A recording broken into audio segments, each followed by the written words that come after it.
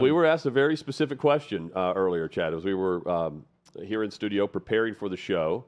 Everyone in studio was polled by Clay Travis, who was live with OutKick the show this afternoon. We were asked if we could bench press our own weight 10 times. And then here's Clay's reaction. Like I don't try to max bench press anymore. I got up to, I think I got up to 260 one time was my all-time max bench press. I could do, trying to remember, is either I think I could do 6 reps on 225 was the best I ever got. Might have been 8. I can't remember exactly. But anyway, I could probably do 225 once or twice right now.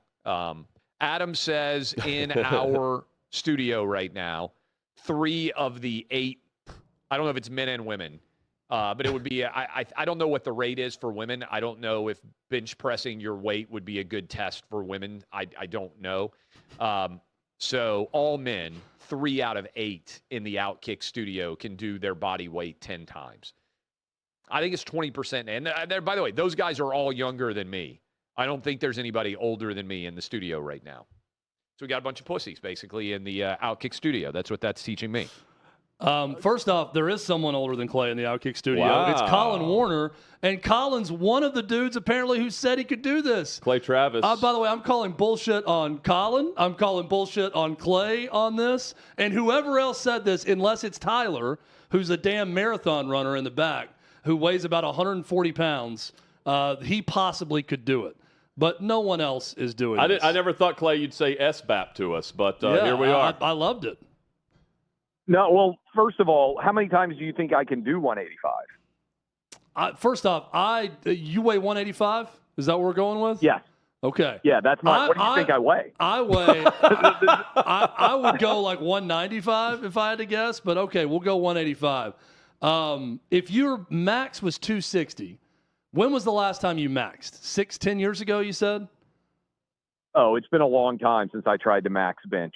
I think if you could get 220, and this is at your height, 6 to 8 times. By the way, I'm 225, so I'm definitely not getting 225 up 10 times. I'll readily admit that. Could I get it up once or twice? Maybe. And in my height, could I do it 10 times? Probably. See, I'm around 185, 190. I'm not doing it 10 times either, Clay. We answered honestly. Yeah, I mean, maybe 185 10 times, but I think it's going to be tough, Clay. Going to be tough. So, yeah, I mean, I weigh 185. So maybe we need to schedule a performance day where I make weight and then demonstrate that I can do this. I need a spotter. I wouldn't try to do 10, with no spot. But I'm going to go into the gym this afternoon, and I will, without remote stress, knock out 6 solo, no spot. On 185. Should we go ahead and get the pole vaulting ready as well? Can you please make a video of it, and then we could play it back tomorrow just to see the 6 with no spot? That's fine, just to get it started. Well, and then if I can see the relative ease you do with a 6, Clay, then I could adjust my answer differently if I see you do it with relative ease. I don't know how to set up a camera in the studio because I'm not a pretty girl. So find a pretty girl at the gym. And then she'll do it for you. Yeah, pretty girls in the gym take the videos of themselves doing workouts all the time. Yeah. I've never taken a video. Those girls love it when you ask them to take a video of you working out too. That would be extremely awkward if you did that. Excuse me, hon. Can you video me knocking out these 6 reps of 185, please? Keep the phone close. I don't remember exactly how long it's been, but I've lived in my same house for 10 years. And if you went back, and somebody could probably find it on my Twitter feed, there was a major disbelief that I could do 225 twice. That was roundly criticized, and just no one believed it. And so I had a video taken of me doing 225 twice. Wasn't there some? Maybe that was your. Did you do push-ups one time too? There was some controversy about the form. Was like, these aren't real push-ups because you were just kind of. It was like a pulse workout. You weren't really going all the way down and up. That was what it was. Well, I said I could do 50 push-ups, and Joel Klatt bet me.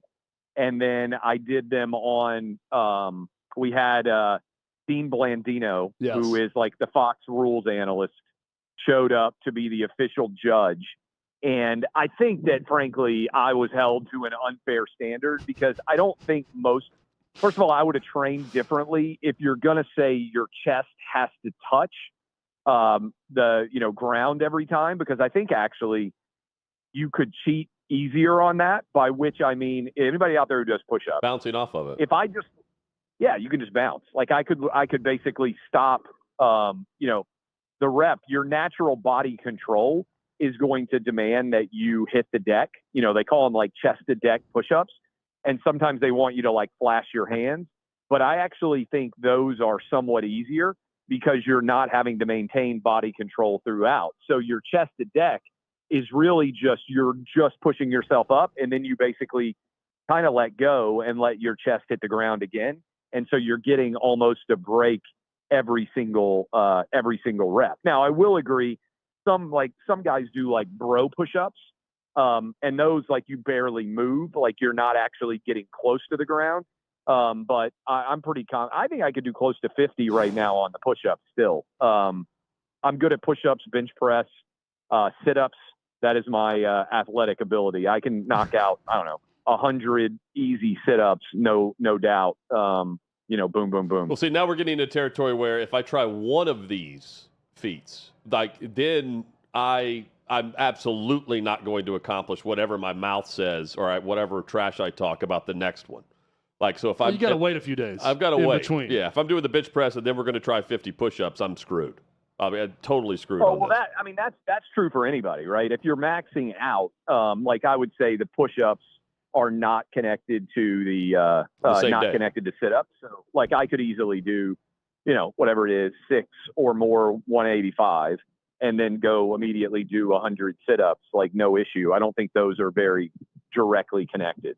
But so how many do you think that I could do if, before I was talking about this, how many would you have bet that I could have done 185 on with rope? I would have said 5. I mean, I think okay. I think 5's. I mean, I was going to say between 5 and 8. Yeah, I don't think I don't think it's out of this world to think that you could do 10. And Clay, we found video of you doing 225 3 times back in 2017. Oh, I did it 3. So 2017. So that was 7 years ago. I knew it was while I was. Sure. There you go. So you can share that video. I've been challenged before. Someone took that video of me. Me doing 225. Hashtag DBAP, hashtag for the haters. Clay, you got a strong, like, you're the bench press type of strength for sure. So if there's a physical challenge, I would say that you would accomplish, it would probably be something like this: push-up related and or the bench press. So I feel confident. And no in spotter. saying that. No spotter, by the way, Clay. I'd say if you gave me a week, I could get to 35 to 40 actual men's push-ups. And that's it. Like, I don't think I'm getting to 50 anytime soon. I'm talking about doing the legit, like, all down to the chest and up in a way that's either slow enough or fast enough where you're not just, barely moving your arms up and down. Yeah, and you guys can easily find, I bet, the push-up challenge too. I feel like I was hindered, and actually, if you count them, I did over 50, but I was being hectored about whether I was going down full enough. I think I completed like 53. On that one, and that was with, somebody right beside me on live television telling me that I had to redo some of them. Yeah, so we've got Adam sending this right now. We'll get that going. So what do you think about the percentage though of men that could do it? 10 times your weight. No, percentage of, like, could do it, American men that would say they could do it. American men, and I said this is the kind of thing I think about when I'm in the gym. I was like, American men age 20 to 50, because obviously I don't know exactly when you're ask the old guy in there. Ask him if he's seen. Yeah, ask Colin if he has seen a decline in his bench press ability based on age. I don't know. I don't feel like my overall strength would be impacted at 45. So I'm curious. He lifts. He's a big dude. At what age does he think you would start to see a decline based on age, an average guy? This is presuming that you're working out, not that 55? You're just fat and lazy. He said mid 50s. Yeah. And I mean, like Yeah, your so, I mean, your muscle ability, obviously goes down with age, and your muscle mass naturally in the ability to build muscle goes down with age. Clay, I would think it's like, here it is. Clay, we're showing the 3 reps right now on 225 with no spotter. Yeah, this is Clay, no spotter. This is good. Now that's 2017. I have not lifted heavy weight in a while, so I don't think I know I could not do 225 reps with no spot, but that was 7 years ago. But if you can have done it before, it's easier to get back to being able to do it. I think most people who have lifted would say that. So I'm not trying to do something that I haven't done before. And so anyway, like I was just thinking about that. My guess was 20%. I'd go lower. Men, I think it's lower. I'd say lower 10. than that. I was guessing 10% of men. 15% 20 or so. to 50. That's a pretty high bar. That's like the presidential physical fitness award back in elementary school. That very few people could actually accomplish it in your elementary There's school. a lot of to get to all of those different barriers. There's also is a tough. lot of overweight men. Yes. A lot of overweight Well, that's men. the thing is like I'm overweight by definition at 225. Yeah, but you work out. You go to the gym. But I'm like I'm pretty strong for a guy my age, but I'm not benching 225 10 times either. So there's probably a lot of people in my situation also. Clay, you have to factor in there are a lot of small guys and a lot of like 3 bills plus that don't do anything but sit around. Yes. I eliminated half of men off the top who are just weak and don't do anything physical. Right.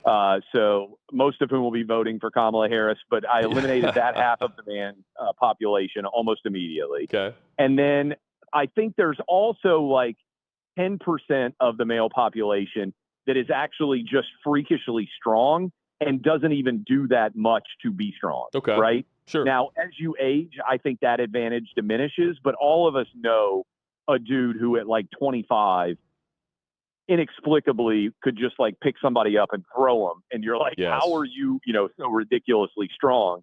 And that's why I got to 20. Like there's 10 that have real big genetic advantage. Like they're just strong.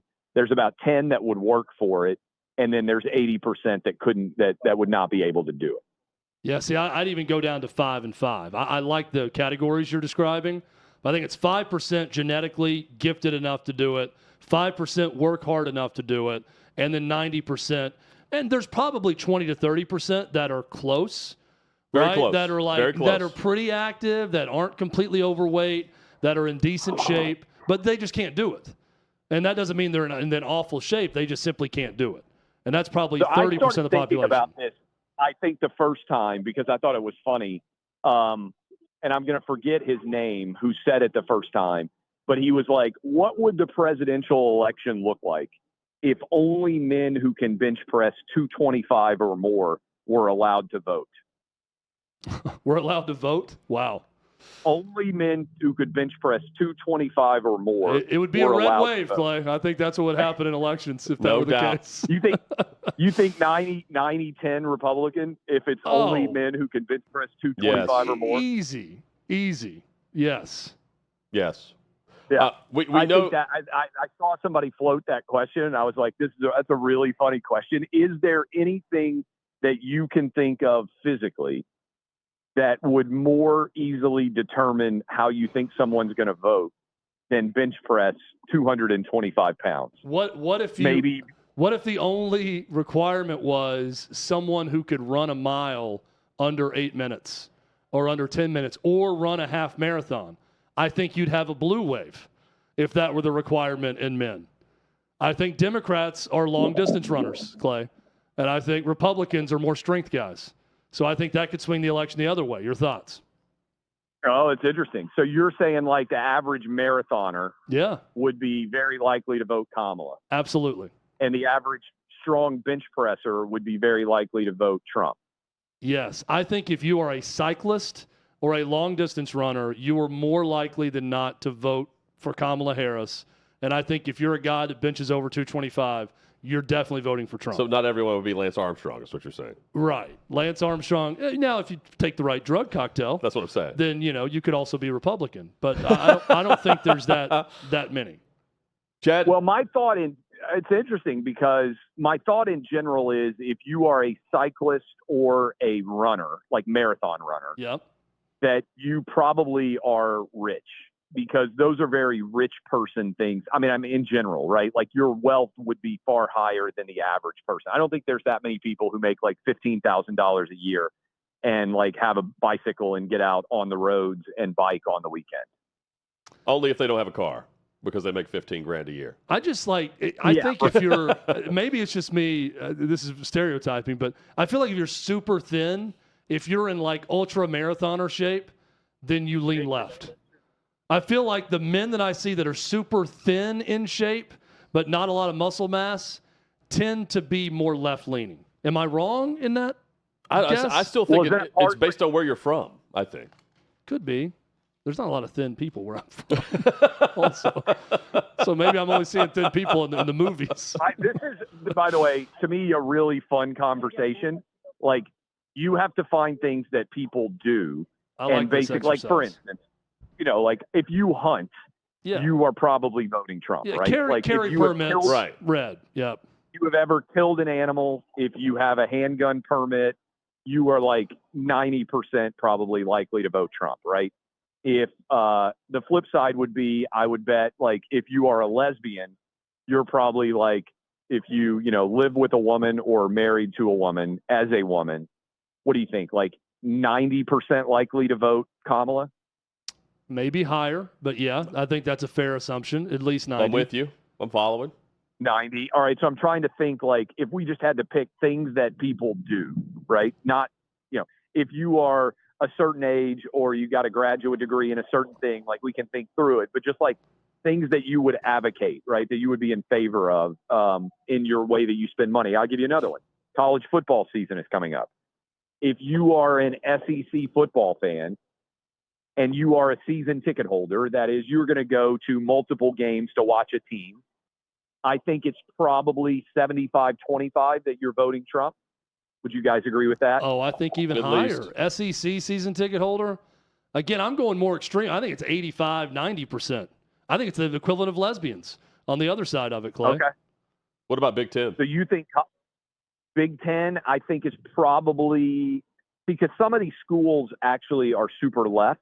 So like the University of Michigan or the University of Wisconsin have have the expectation of being super left. But I think the older versions of that would be less likely, the richer versions, which is why I say season ticket holders, not just college kids. I think it would be like 60-40 Trump would be my guess. In most, like Ohio State, it would be higher. Like Wisconsin, it would be lower, right? But I would say it'd be like 60-40. Well, now you also got Oregon and USC and Washington. And with the new Big Ten schools in, that's going to up the left on that part of it. Big 12, same thing, all over the country, right? So it's tough to get a gauge on where the season ticket holders would vote. Yeah. I'd still think it would be more right than left, SEC, just across college football in general. No doubt.